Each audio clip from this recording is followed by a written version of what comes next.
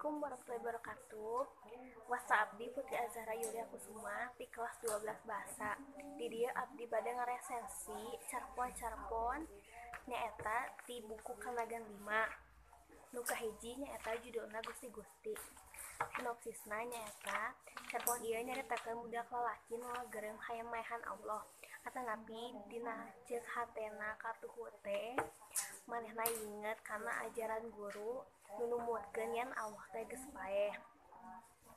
Dina saprokna manehna dina hareupeun komputer teh manehna ningali dina panto kamarna aya berai hideung jeung berai bodas teuing naon eta teh. Manehna inget kana Allah atanapi manehna teh teu inget Allah teh rurupana kumaha. Manehna inget kana ajaran nyaeta kudu istighfar mun aya kajadian nu teu dipikahayang.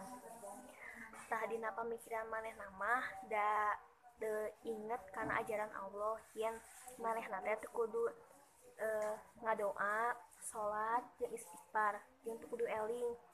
Manehna peureum tembok karasa oleng. Manehna muntang ti pepereket kana meja. Imah ngariyeug dina ditarajang lini rongkah. Kaisukana manehna ngarasa was-was keneh.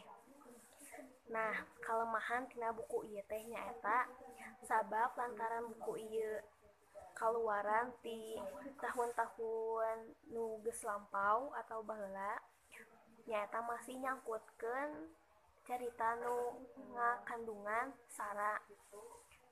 Teras aya kaleuwihanna buku ieu teh alus sabab sacara teu langsung panulisna ngaasupkeun nilai-nilai pangajaran agama ku makna tersirat. Carpon nu kadua nyaeta judulna Karunyanya. Aya jalmi ngaranna Markum jangkung badak jelemana. Markum nu katelah rewel sabab teu payaan. Dina hiji peuting Markum ngapapatahan kana nu ngaronda ngeunaan kudu sabar kana kawajiban nu nyangkut kamajuan negara. Sanajan lain ustad, si Markum teh emang sok mapatahan batur anu di sakelilingna. Sanajan lain ahli agama ge geus jadi kabiasaan Markum ngahudangkeun batur salembur nita salat subuh berjamaah di masjid.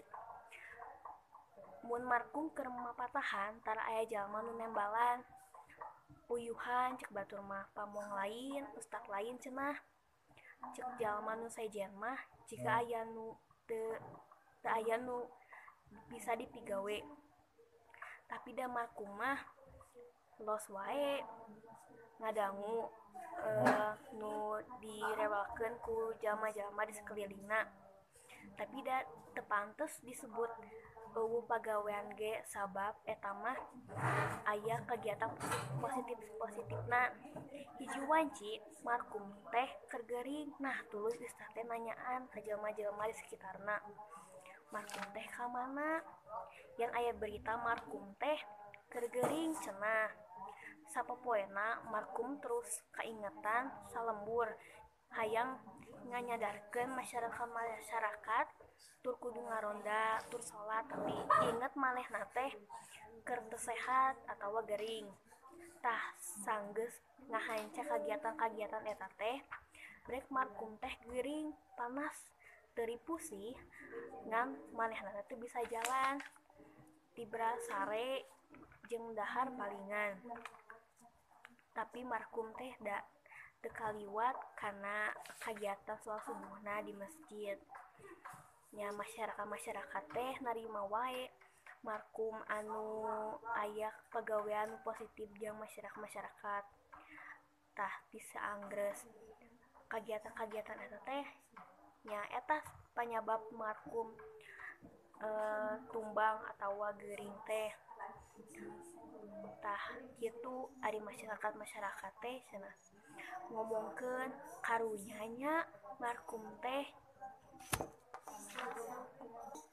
Kaleuwihan ti carpon ieu nyaeta ngajak nu maca ngarasa hayang nurutan kalakuan si palaku utama sabab alus kalakuanna. Terus nu kadua ngagunakeun bahasa anu bisa dipakaharti ku kawangan, bisa anak-anak remaja atau dewasa. Tur aya kekurangannya nyaeta ulah jadi jalma nu payaan, contoh we si Markum nu sok aya kagiatan positifna. Nu katilu nyaeta judulna nu rek minggat. Di hiji mah aya sapasing salaki pamajikan. Dina jam 10 peuting aya telepon ti Dudi nyaeta adi ti sapasang salaki pamajikan eta nyaeta Dudi.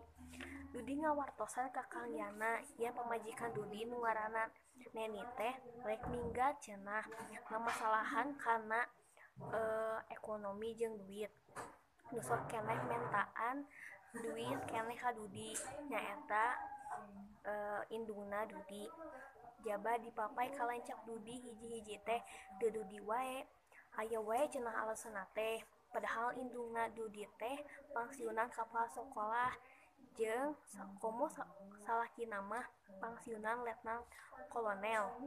Dudi menta ka Kang Yana kudu ka imahna yen imahna teh nyaeta di Bekasi. Dudi menta ka Kang Yana teh jam 10 peuting kudu aya di imahna. Kang Yana naek beus nu tujuanna ka Bekasi. Nah, atonapi pamajikan Kang Yana teh hawatoseun da meureun geus jam 10 peuting emang aya kitu Bekasi. Emang aya kitu beus ka Bekasi. Da Kang Yana mah tuluy we ka terminal da emang arek nyusulan Dudi jeung Neni. Sasampena di Bekasi teh tuluy manggihan Dudi jeung Neni. Di imah Dudi jeung Yeni geus aya indungna Dudi nyaeta meureunan ngomongkeun permasalahan kana ekonomi jeung duit teh. Kang Yana mah da nyimak we cenah di dinya teh. Neni nanya ka mitohana, "Mah, upami artos teh tiap bulan sok dianggir kana naon wae?" cenah. Nah, ari indungna mah ngajawab, "Nya kitu we Neng, dipake ka kaperluan jeung belanja jeung sajabana." Terus Neni teh nanya, "Oh nya kitu atuh mah," cenah. Da mamah teh meureun aya keneh artos di pangsiunan jeung si bapa. Nah atuh mentaan keneh ka Dudi nu unggal poe dikiriman tapi da jumlahna teu saeutik mah. Nah di dinya teh da meureun indungna ngarasa salah jeung asa kumaha jadi we mentaan hampura ka Dudi jeung Neni teh. Nah, terus aya kalebihan tina cerpen ieu nyaeta gaya bahasana gampang dipikaharti ku kalangan. Terus aya kekuranganna jalan cerita akhirna teu jelas sabab resolusina teu jelas oge jeung teu dicaritakeun. Ngan saukur kitu nu bisa ku abdi diresensikeun. Hapunten bilih aya kelepatan dina ieu video teh. Wassalamualaikum warahmatullahi wabarakatuh.